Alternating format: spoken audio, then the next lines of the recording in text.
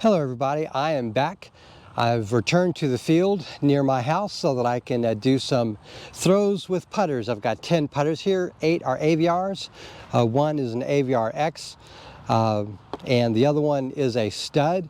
And these are the 10 putters I'm going to throw probably 20-30 times just to kind of dial in how far I can throw with them. The point of this video is to find out how far I can throw with a putter. And I specifically want to see what my form looks like when I get it as far as I reasonably can.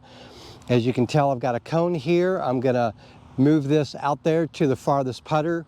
Each time I get the most distance with a putter, I'll move it to there, and then I'll try to essentially beat it until I can find out what my maximum reasonable distance is with a putter. And the reason I'm doing this is because I've joined the Scott Stokely method in terms of online coaching. As you can tell, I need it.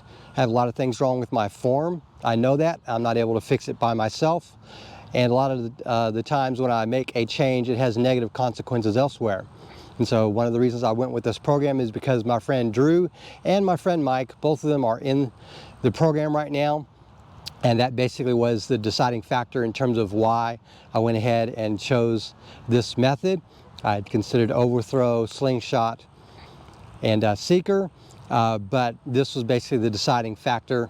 I'd already had some things lined up, but my decision was made once I found out Drew and Mike were both in this program because I want to compare notes with them.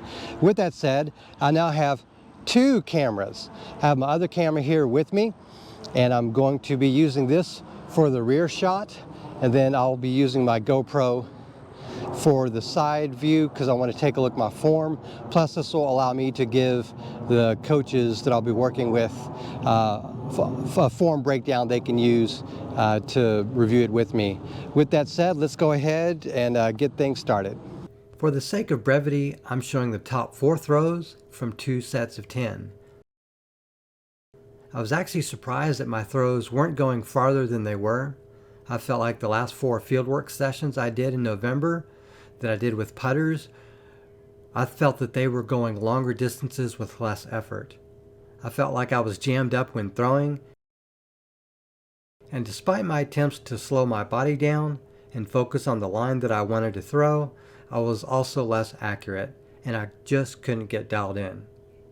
The last 2 practice sessions I had at Cypresswood and B. Schmitz Park were also successful in my eyes.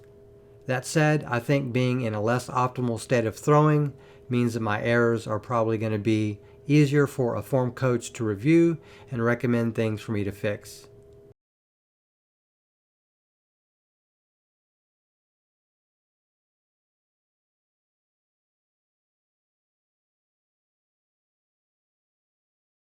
I've decided I'm going to go ahead and throw some mid-ranges too. I've got 10 mid-ranges with me, and I'm going to show them to you in order. I've got a Skeeter in G-Star plastic, a Buzzz in ESP plastic, a Wombat in Champion plastic, Wombat3 in Star plastic, a Fox bat in Star plastic. That's essentially beadless, whereas the Wombat and Wombat3 are beaded. The Mako 3, no surprise, an Atlas, a J, which as near as I can tell is the MD3 mold, possibly retooled, but it's the same mid-disc, same as the mid-disc 3 as near as I can tell on physical examination. And I wiped the stamp on that because the stamp was terrible. It was green, could barely see it. I've got a Hex in, I believe it's Neutron plastic. And I've got a MD3 in their C-line plastic. So those are what I'm going to throw. As I did with the putters, I'm only showing the top 4 mid-range attempts out of 2 sets of 10. Many of these throws didn't get much farther than my putter throws, which was shocking to me. I've been able to throw mid-ranges 220 to 240 feet much easier in the past, and I felt like most of my throws here landed about 200 feet away, so I could tell I lost distance. And I also feel my accuracy wasn't that good either. I know I have bad form, but I was disappointed in my performance in the field. There was a slight tailwind that was more of a right to left crosswind, but I don't think that had a significant impact here. The good news is I have plenty of footage to review and lots of room for improvement.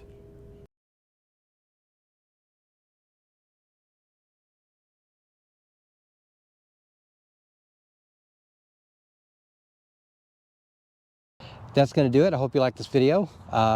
Please subscribe if you haven't already, as I'm going to have more interesting disc golf content, but not related to field work and practicing, because I think I'm personally kind of burnt out on it, especially after the results today. Anyways, thank you very much for watching and have a great day.